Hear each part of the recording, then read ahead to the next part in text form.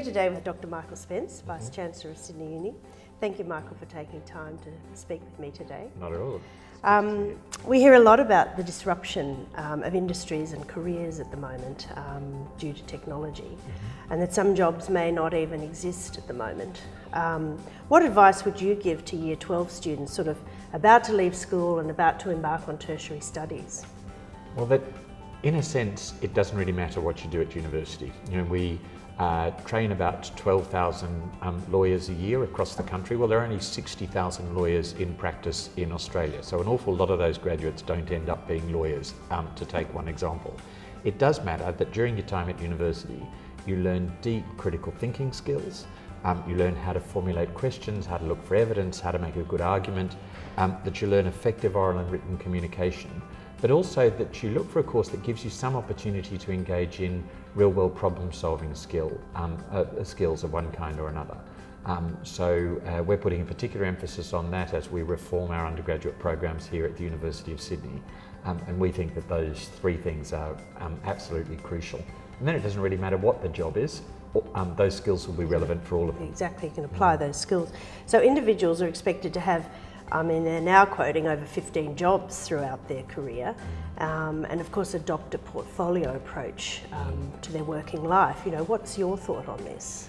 So that is why I think these flexible skills are most important. I mean, let me tell you about what we're doing at the University of Sydney. We're reducing the number of undergraduate degrees to about 20, but we're making sure that all of them have three characteristics. First, that students have the opportunity to really acquire an area of expertise, one or two disciplines that they really know something about.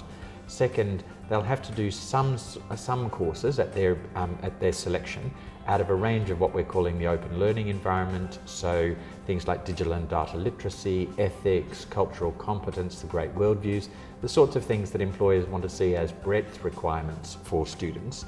And third, we're giving them this opportunity to be involved in teams that do real-world problem solving, either in situ or at the university, by bringing civil society and commercial organisations onto campus. They present their problems, and then the students work in multidisciplinary teams to try and solve them, so that every graduate will be able to say, I was a part of a team that helped this company or this organisation solve this problem. As a father of 7, Yes. ranging from newborn, congratulations, Thank you, to young adults, what do you believe is the best thing that we can teach our children? Some sort of fundamental teaching that will help them throughout their life?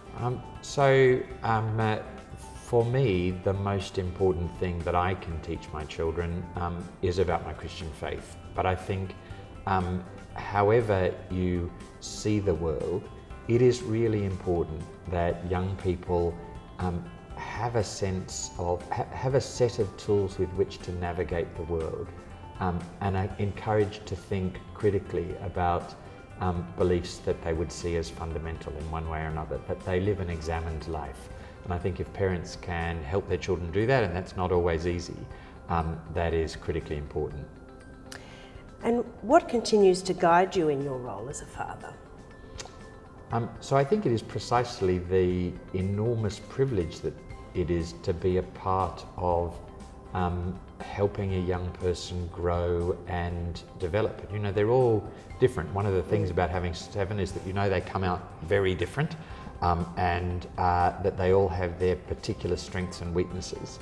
So having the joy of that particular relationship and being a part of a young person's life in a really very influential way, I think is just tremendous. Reflecting on your school days at Knox, can you share with us some of the memories of that time? I enjoyed Knox enormously, but I'm not very good at rules, so I was always in trouble. I had at least 1 or 2 detentions a week, but I was also always very involved in particular in the extracurricular life of the school, and enjoyed it enormously.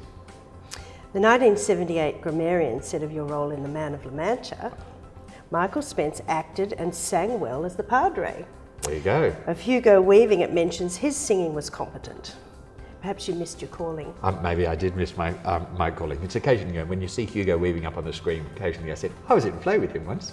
My children are suitably impressed. You excelled in English and the humanities. Did any particular teacher stay in your memory as being influential on your thinking? Yeah, John Turnbull was a really important influence in my life, not only academically but also in all sorts of ways. He was the model of what a teacher should be. You're a keen debater with the likes of Ian Jackman and Mark Scott. How did this help you in your life? Well, I think so much about life is being able to tell a story, mount an argument, rebut an argument, and there's not many places where you learn that skill better than at school debating. Do you think that Knox helped to develop the path you took in your career? Oh yeah, very much. I'm enormously grateful to Knox for the tremendous opportunities that it gave me across a whole range of activities, and for the disciplines that it taught me intellectually. Your school days are very formative. And what would you tell the 15-year-old Michael Spence if you could turn the clock back? That's a tricky thing. So arbitrary authority really used to bug me, and Knox was full of arbitrary rules about wearing your hat and keeping in lines in the 1970s, and that I did not enjoy. I think I'd tell the 15-year-old Michael Spence to sort of chill about that a little. The OKGA has a strong belief in the power of mentors throughout one's life. Did you have a mentor, and how important is it? In many ways, John Turnbull was a mentor to me, someone who really helped me to identify both my own strengths and weaknesses. And would he know that? Would you have ever told him that? Yes, so when I came back to my current role, he wrote me a very kind letter, and I wrote back, and we were able to have an exchange about how grateful I have been to him for the contribution he made to my life. Reflecting on your past so far, would you do anything differently if you had your time again? A different choice? I'm not by nature somebody who does regret, really. One never quite leaves or in my case, the deep Calvinism of my youth, and so there's a lot about the world that is suboptimal, and I'm sure a lot about what I've done in it that's been suboptimal, but I've been very grateful for the life I've had. It seems that Knox Grammar and Sydney Uni have a link. Samuel Angus, the curator of the Nicholson Museum in the 1930s, was able to attract some financial support for some Greco-Roman antiquities that he wished to purchase. And at the time he was able to involve the Sydney flour merchant and actually the founding chairman of Knox Grammar Schools, Robert Gillespie, and enlist his help to acquire those antiquities. So you're well known for being able to inspire and encourage philanthropy with great success. What do you think motivates people to give? A passionate belief in something that they want to see happen. So few people give money to the University of Sydney, why would they? But they do invest in curing cancer, or they do invest in making sure that we understand better our past, or they do invest in giving opportunities for young people to receive a quality education. And I think if you can encourage an institution to think about how it can partner with people in our community who have vision and want to see change and want to see things happen, how it can partner with them to make those things happen, then the money comes as a consequence of that. What you also get is a tremendous group of supporters and advocates, and quite frankly people who know what they're talking about, because they usually have some sort of experience that gives them a particular passion in relation to a part of the university's work. And you also encourage people to sort of give while they can see the benefits of what they're involved in. That's part of your very belief. much so. So Australia has a great tradition, in fact a fairly unique tradition internationally of very strong planned giving. So people leaving the university and other institutions in their will, and money in their will, and I think that's tremendous. It's also good if people have the opportunity for them to see the fruit of some of their generosity during their lifetime. And so I do think that giving while you're alive has a lot to recommend it. As a former student of the University of Sydney, I'm quite interested in the alumni, and do you believe that you have a strong alumni, and what do you think engages them in the university?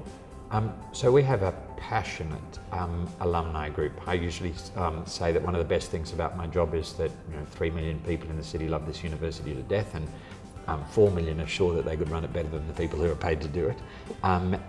But we've been able in all sorts of programs to harness the power and the energy of that advocacy and that passion for the university in quite practical, simple ways. For example, we have a program, there's a real issue for international students about when they first arrive, meeting Australian families and also meeting Australian students.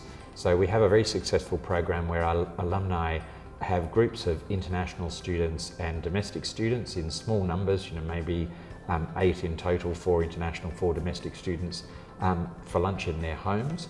And it is quite transformative for the experience of these international students. We know that they and the domestic students stay in touch and form friendships, and we know too that they feel welcomed in Australia. So there are all sorts of ways, practical, simple ways that our alumni can contribute to the life of the university. There's been a lot of negative press in recent times, unfortunately, about some of the culture and attitudes towards women in universities and in particular colleges. Yep. How do you think you start to change culture and tradition for the better, and can it be done? So I think that this is a challenge for our culture more generally. We are engaging in a process at the moment with our residential colleges, with Liz Broderick, the former Sex Discrimination Commissioner, that I think really actually has a bit of a clue to this. It encourages an institution to think about the strengths of its culture and also potentially the weaknesses of its culture, and to do that as a kind of family conversation in a facilitated way, so that people are able both to affirm what they really value about the culture of institution, but also to raise questions. And then she facilitates a process whereby collectively the people engaged in the institution at the current moment think about what they're going to do about that and take ownership of the process. And I think that's the sort of ethos that you need. If you're going to see change, you can't have lectures, you have to have a sense of collective ownership. How do you like to relax and unwind from your busy schedule? So I'm doing a degree at the university. I'm learning Korean because my wife is Korean, and she often speaks to our son in Korean, and so I'm very keen to know what's going on. I play the oboe, which I enjoy very much, and I like to walk and just enjoy my family, really. And what would you say that you still wanted to achieve, both sort of in your career and possibly personally as well? Oh, that's a tough one. I've never really been a great planner. I've really believed in taking advantage of the opportunities that present themselves, and I know that's not the modern ethos, that you're supposed to have 5 and 10 year goals and all the rest of it, but I've just been lucky that things have seemed to work out. Well, thank you very much, Michael. It's been an absolute pleasure and delight speaking with you, and we really appreciate your time. Not at all. Thanks very much for the opportunity.